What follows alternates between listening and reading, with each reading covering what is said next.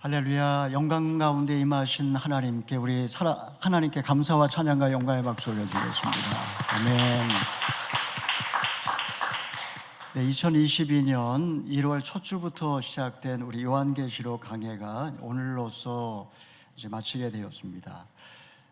종말의 그 계시를 담은 책을 성령의 조명을 받아서 설교하면서 저도 많은 것을 깨우치게 되었고, 여러분들도 시대의 징조를 분별하고 또 종말론적 긴장감을 갖고 하나님의 소명을 새롭게 발견하게 되셨을 줄 믿습니다. 다음 주부터는 룻기를 통해서 어떻게 하면 우리가 이 땅에서 하나님의 구속사를 이어갈 수 있을까, 그런 관점에서 말씀을 함께 배우도록 하겠습니다. 잠깐 기도하고 말씀 나누겠습니다.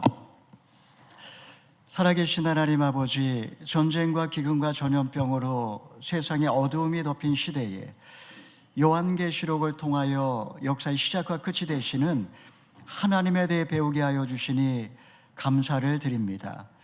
이곳에 임재하시어 찬양을 받아주시고 하늘의 문을 열어 은혜와 긍휼을 베풀어 주시옵소서. 만물이 새롭게 되는 그날을 소망하며 주의 오실 날을 준비하게 하옵소서. 이 시간에 우리의 귀를 열어주시고 하나님의 말씀으로 일깨워 주시옵소서. 예수님의 이름으로 기도하옵나이다. 아멘. 네, 시간에 저는 주 예수의 오시옵소서라는 제목으로 오늘 말씀을 함께 나누기를 원합니다.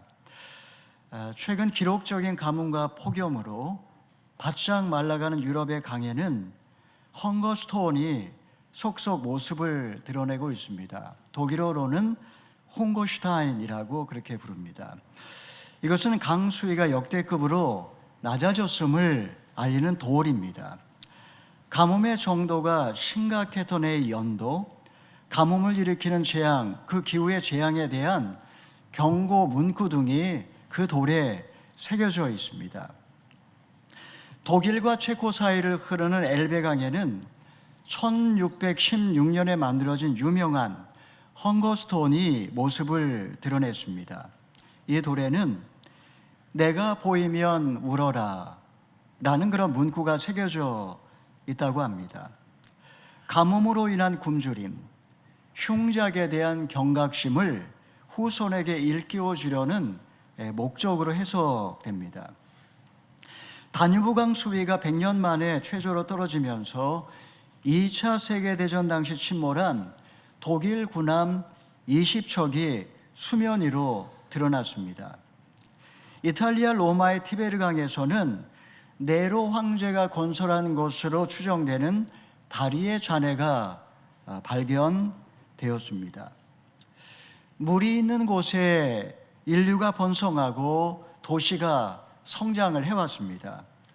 인류의 4대 문명은 대부분 가뭄 때문에 몰락의 길을 걸었다고 합니다.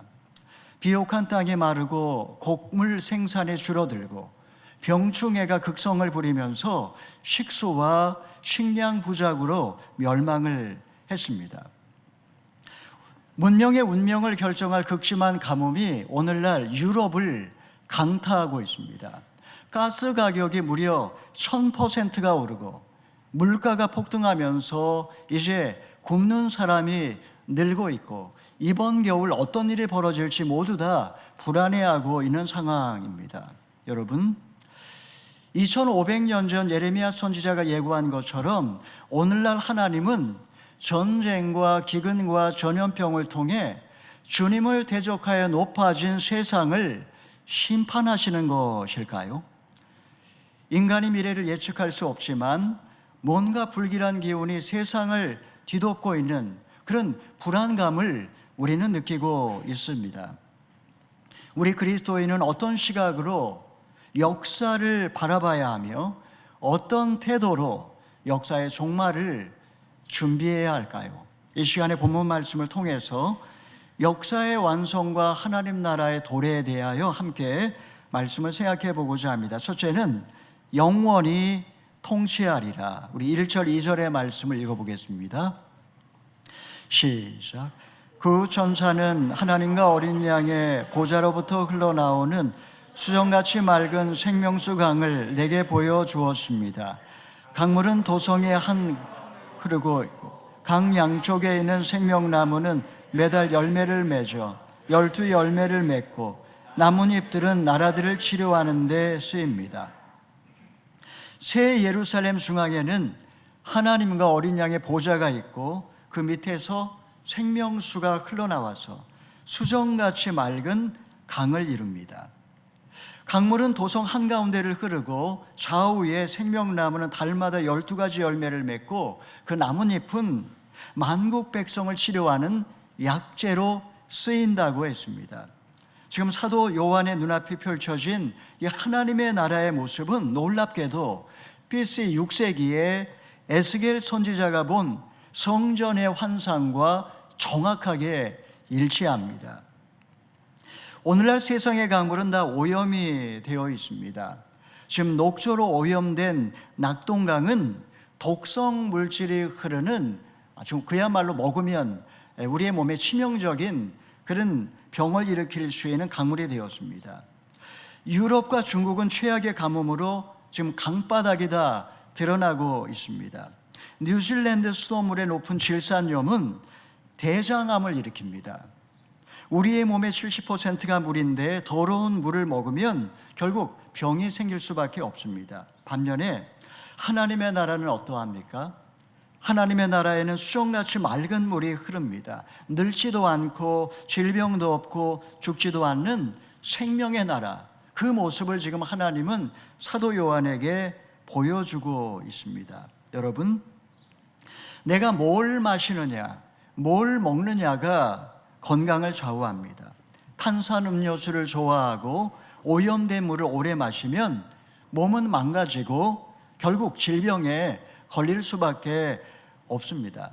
여러분, 이것이 단지 우리의 몸에 관한 이야기일 뿐일까요? 우리의 영혼, 우리의 내면 세계도 다르지를 않습니다. 영혼의 목마름을 채우기 위하여 세상을 기웃거리며 우리는 죄를 먹고 마십니다. 내가 주는 물을 먹는 자는 영원히 목마르지 아니하리라. 주님의 이 말씀을 외면한 채 세상 것으로 끊임없이 목을 채우려고 하니까 결국은 영혼이 타들어가고 인생은 병들어 버리는 것입니다. 자, 우리가 하나님 나라에 들어갈 때 누리게 될 가장 큰 축복은 무엇일까요? 우리 3절, 4절의 말씀을 읽어보겠습니다. 함께 읽겠습니다. 시작. 또다시는 저주가 없을 것입니다. 하나님과 어린 양의 보좌가 도성에 있고 그의 종들이 하나님을 섬길 것입니다. 그들은 하나님의 얼굴을 볼 것이며 그들의 이마에 하나님의 이름이 있을 것입니다. 세상에서 가장 큰 축복은 하나님을 예배하는 삶입니다. 이마에 하나님의 이름이 새겨져 있다는 것은 정말 이마에 이름이 새겨져 있다 이런 말이 아니라 하나님의 소유된 백성이라는 뜻입니다. 우리가 하나님의 얼굴을 본다 이 말의 의미도 우리가 정말 하나님을 본다, 얼굴을 본다 이런 말이 아니라 하나님과의 친밀한 사귐을 의미하는 것입니다. 세상에서 가장 큰 불행이 있다면 가난이나 질병이나 사고나 죽음이 아닙니다.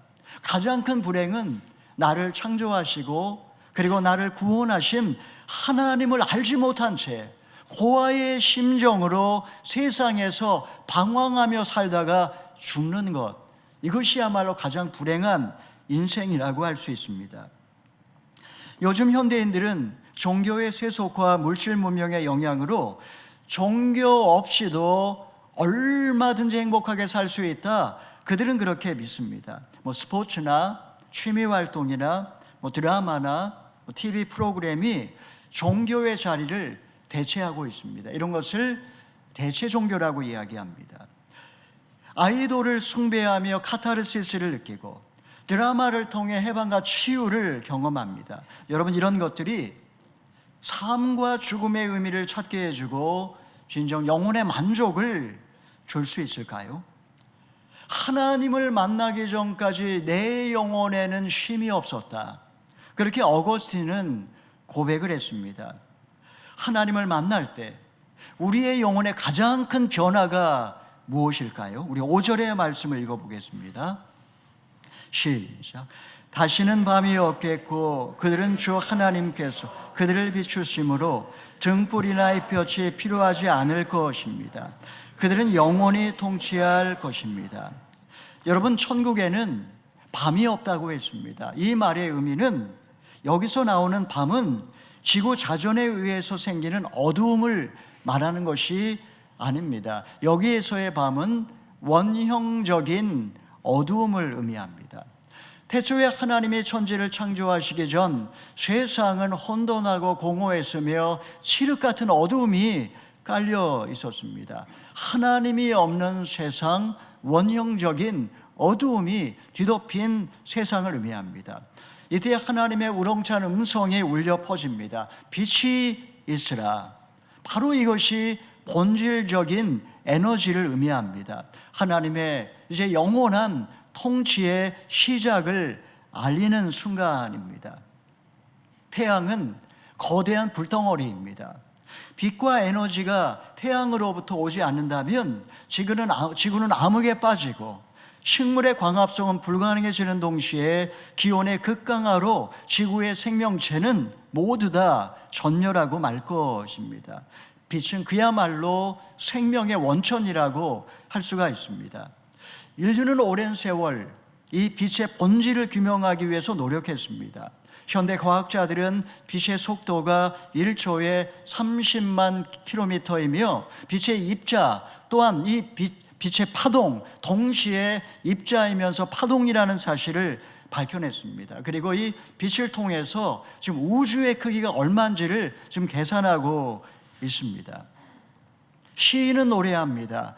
해야 솟아라 어두움을 살라먹고 앳된 얼굴 고운해야 솟아라. 과학자들은 빛의 신비를 밝히고 있지만 어둠과 기근, 전염병과 죽음, 갈등과 미움, 곳곳에 도사리고 있는 어둠의 근원을 알지 못합니다. 빛 대신 하나님이 없는 세상은 근본적으로 어두울 수밖에 없습니다.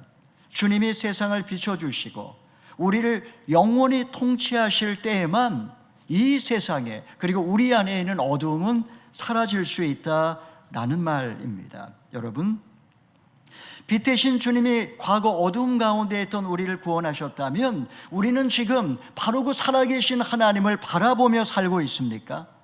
내게 주신 삶의 자리에서 매일 만유의 주 영광 중에 계신 하나님 앞에 엎드려 예배하고 있습니까? 여전히 세상 어두움과 비참한 죄의 종로로 타는 나의 옛자아는 무엇인가? 스스로 겸비하여 하나님 말씀의 빛으로 날마다 나 자신을 비추며 살고 있느냐 하는 말씀입니다. 사랑하는 여러분, 영혼의 목마름을 채우기 위하여 야곱의 우물가를 기웃거리며 방황하지 마시고 생명의 샘이 되시고 빛의 근원 되신 하나님에게 나오실 수 있기를 바랍니다. 나의 창조주여 구원자이신 주님을 만나기 전까지는 어떠한 경우에도 영혼의 만족은 없습니다. 주 하나님께서 여러분을 비추시도록 마음을 활짝 여시고 내 삶의 자리에서 신령과 진정으로 예배할 수 있기를 바랍니다. 자, 둘째로 예언의 말씀을 지키라. 우리 6절 7절의 말씀 읽어보겠습니다. 시작. 천사는 내게 말했습니다. 이 말씀들은 신실하고 참되다. 주 곧 예언자의 영들의 하나님께서 속히 일어날 일들을 그의 종들에게 보이시려고 그의 천사를 보내셨다. 보라, 내가 속히 갈 것이다. 이 책의 예언의 말씀들을 지키는 사람은 복이 있다. 계시록은 먼 훗날의 이야기이거나 황당무계한 그런 신화가 아닙니다. 계시록은 신실하고 참된 하나님의 말씀이며 속히 일어날 그리스도의 계시입니다. 우리가 그동안의 계시록을 묵상을 했지만 이 계시록은 상징과 비유로 가득한 그런 책이라고 할 수가 있습니다. 사도 바울도 자신이 신비 체험을 했고 이것을 글로 남기지 않았습니다. 왜냐하면 이런 신비 체험을 인간의 언어로 묘사하는 것 자체가 사실은 불가능하기 때문입니다. 지금 천사는 재림을 기다리며 이 요한계시록의 말씀을 지키며 사는 자는 복이 있다라고 이야기하고 있습니다. 여러분, 어떻게 이해하기조차 쉽지 않은 이 말씀을 지키며 살 수 있단 말입니까? 우리 10절, 12절의 말씀 읽어보겠습니다. 시작. 그가 또 내게 말했습니다. 때가 가까이 왔으니 너는 이 책의 예언의 말씀들을 임봉하지 마라. 불의를 행하는 사람은 그대로 불의를 행하게 하고 더러운 사람은 그대로 더러운 가운데 있게 하고 의로운 사람은 그대로 의를 행하게 하고 거룩한 사람은 그대로 거룩하게 해라. 보라, 내가 속히 갈 것이다. 내가 줄 상급이 내게 있으니 각 사람에게 그 행한 대로 갚아줄 것이다. BC 6세기 가브리엘 천사는 다니엘에게 계시를 보여준 후에 이것을 인봉하라고 그렇게 명했습니다. 지금 천사는 사도 요한에게 이 책의 예언의 말씀을 인봉하지 말라고 그렇게 명하고 있습니다. 상징과 비유로 가득한 말씀이라 해도 인봉하지 않으면 그 말씀의 의미를 깨달을 수가 있습니다. 계시록은 보이면서도 감추어져 있고 감추어져 있으면서도 깨달을 수 있는 책이 요한계시록입니다. 요한계시록의 인봉을 푼다 할지라도 결국 보이는 사람에게만 보이는 책이 계시록이라는 말씀입니다. 자, 그런데 오늘 본문에 보니까 이해하기 어려운 말씀이 나옵니다. 불의를 행하는 사람과 더러운 사람을 그냥 그대로 버려두라, 이렇게 말씀을 하고 있습니다. 무슨 뜻일까요? 악한 사람을 개조하기 위하여 너무 애쓰지 말라, 이런 말입니다. 악으로 더럽혀진 이 세상을 바꾸어 보겠다고 너무 애쓰지 말라는 뜻입니다. 대신에 성도들은 하나님 앞에 의를 행하고 거룩하게 사는데 힘쓰면 그날에 하나님이 그에게 상급을 주실 것이라고 그런 말씀을 하십니다. 여러분, 악인은 양심의 가책을 느끼지 않고 스스로 고칠 생각조차 하지를 않습니다. 우리 그리스도인은 이 세상을 변화시켜 봐야 되겠다, 이렇게 너무 애쓰지 않아도 됩니다. 왜냐하면 이 세상에 소망을 두고 사는 이 세상 사람들, 그들이 열심히 노력하고 있기 때문입니다. 민주주의를 위해서, 복지국가를 위하여, 심지어 자신의 몸을 불사르기까지 그렇게 헌신을 하고 있습니다. 여러분, 그러면 세상이 좋아질까요? 세상이 좋아지는 것처럼 보이고 또 어떤 나라는 정말 잘 사는 나라도 있지만 정말 인간이 행복할까 하는 것은 그 다음 문제입니다. 세상은 점점 혼돈 속에 빠져들고 있고 선한 사람은 더 선해지고 악한 사람은 점점 악해지면서 종말을 향해 달려가고 있습니다. 마지막 때가 되면 세상은 발가락이 다 썩어버린 당뇨병 환자처럼 됩니다. 여러분, 하지를 절단할 수도 없고 그냥 놔둘 수도 없는 비참한 상태에 처하게 됩니다. 발가락이 썩는 것보다 사실 더 심각한 문제는 혈관 내에 있는 포도당인데 결국 손도 쓸 수 없는 상황이 되고 마는 것입니다. 여러분, 나는 사회적인 책임을 다하겠다라고 그렇게 말은 하지만 정작 하나님 말씀에서는 멀리 떨어져 있지는 않습니까? 다른 사람들이 어떻게 살든지 상관없이 행위대로 갚아주시는 하나님 앞에 세상과 구별된 의롭고 거룩한 삶을 살기로 결정하셨습니까? 마지막 종말의 때 내가 정말 진정 말씀을 깨달았다면 혼자만 알지 않고 사랑하는 가족과 이웃에게 이 비밀의 말씀을 전하고 있느냐 하는 말씀입니다. 사랑하는 여러분, 세상에서 가장 무서운 심판은 그대로 버려두는 것입니다. 죄를 지어도 재앙이 임하지 않는다면 이것이야말로 가장 무서운 심판이요, 또 버림받음의 증거입니다. 혹시 복음을 알지 못하는 가족과 이웃을 그대로 버려두고 계시지는 않습니까? 세상을 변화시키고 악인을 개조하는 것은 우리의 사명이 아닙니다. 주님은 세상을 변화시키라고 말씀하신 적이 없습니다. 땅끝까지 복음을 증거하라고, 그러면 끝이 올 거라고 주님은 우리에게 말씀하셨습니다. 여러분이 인봉을 풀고 전해야 할 그 복음의 말씀을 여러분 꼭 이웃들에게, 가족들에게 전하실 수 있기를 바랍니다. 셋째로, 주 예수여 오시옵소서. 우리 13절에서 15절의 말씀을 읽어보겠습니다. 시작. 나는 알파와 오메가요, 처음과 마지막이요, 시작과 끝이다. 생명나무를 취할 권리를 가지며 문들을 통해 도성으로 들어가려고 자기의 옷을 빠는 사람들은 복이 있다. 그러나 개들, 점술가들, 음행하는 사람들, 살인하는 사람들, 우상 숭배하는 사람들, 거짓말을 좋아 행하는 사람들은 도성 밖에 있게 될 것이다. 자기 옷을 빠는 것은 천국 가는 그날까지 날마다 십자가 앞에 죄를 회개하는 삶을 말합니다. 그는 생명나무로 나아가며 12 진주문에 들어갈 권리를 얻게 될 것입니다. 반면에 마지막까지 자기 옷을 빨지 않는 자들, 곧 회개를 모르는 자들도 있습니다. 그들은 개가 토한 것을 다시 먹는 것 같이 미련한 짓을 거듭 행하면서 변명을 일삼다가 성박, 곧 영원한 유황불못에 들어가고 마는 것입니다. 이제 예수님과 성령과 교회가 계시의 말씀을 듣고 깨달은 영혼들을 구원의 잔치로 초청합니다. 우리 16절, 17절의 말씀 읽어보겠습니다. 시작. 나 예수는 내 천사를 보내 교회들에 대해 너희에게 이것들을 증거하게 했다.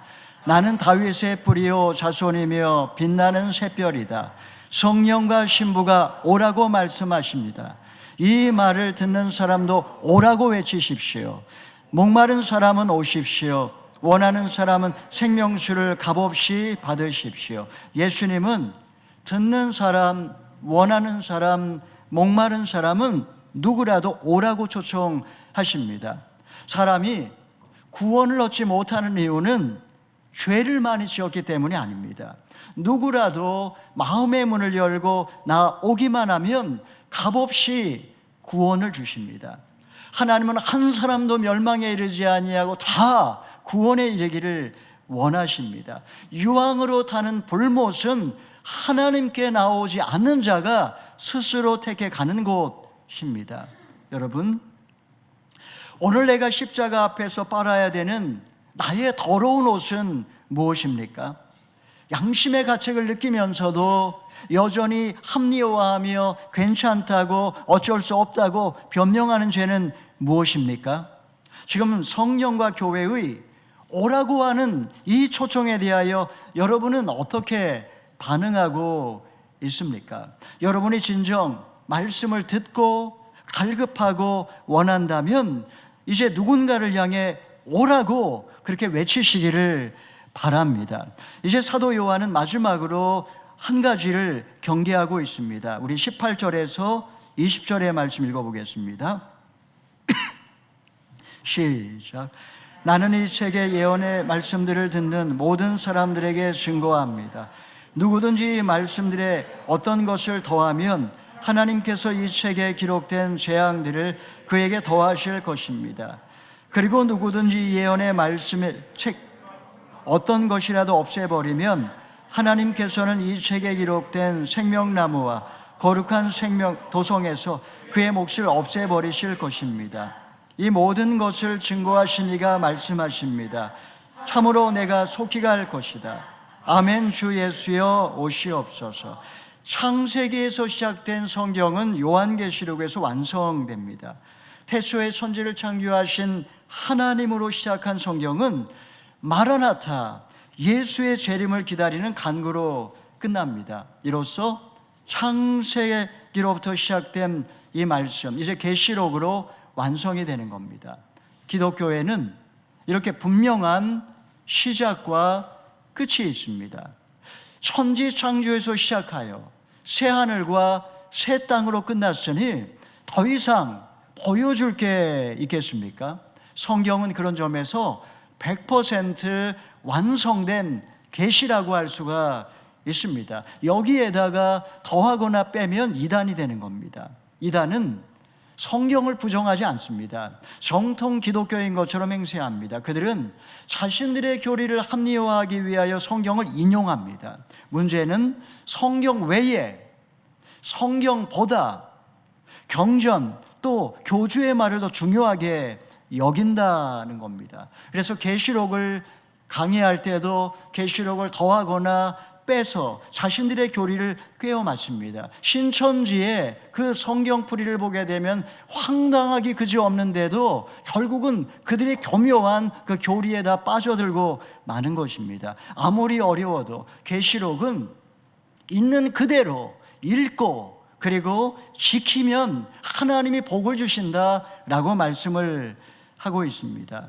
주님은 오늘 본문 마지막에서 내가 속히 오겠다 이렇게 약속을 하고 있습니다. 4번에 걸쳐서 속히 오겠다 말씀하신 것은 그분의 재림에 대한 강한 의지를 보여주는 거라고 할 수 있습니다. 누가 뭐래도 주님은 이제 곧 오실 것입니다. 2000년이 지났으니 주님은 오지 않을 거라고 이야기하지 마십시오. 주님은 속히 온다고 이야기하셨습니다. 주님이 속히 온다고 말씀하셨기에 우리는 주님이 언제 올지라도 주님을 기쁨으로 맞이할 준비를 하는 것, 이것이 우리가 해야 될 일인 줄 믿습니다.